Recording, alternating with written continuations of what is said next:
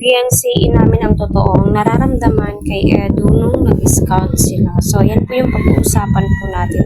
Kung ano nga ba yung inamin ni fiancé kay Edu.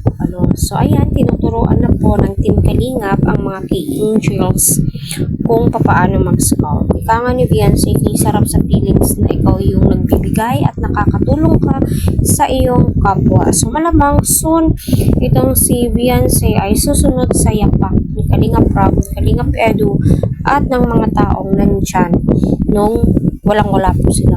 Ano daw? Yung mga taong sumusuporta po sa kanya, di ba? So, ayan, okay, patuloy po natin suportahan si Kalingap Rob, Yuval, at ang buong team.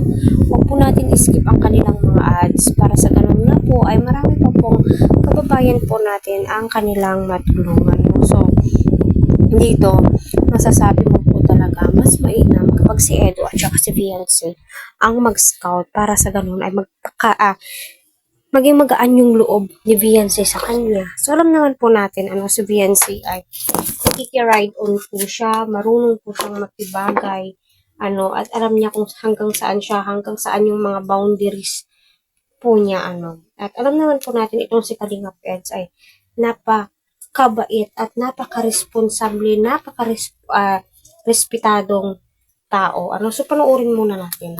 Magalang na mabilid ka ngayong araw. Ha? Okay lang. Baka napipilitan ka lang.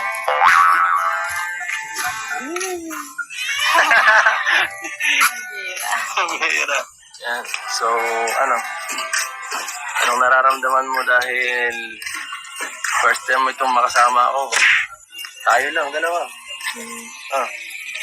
Anong nararamdaman mo?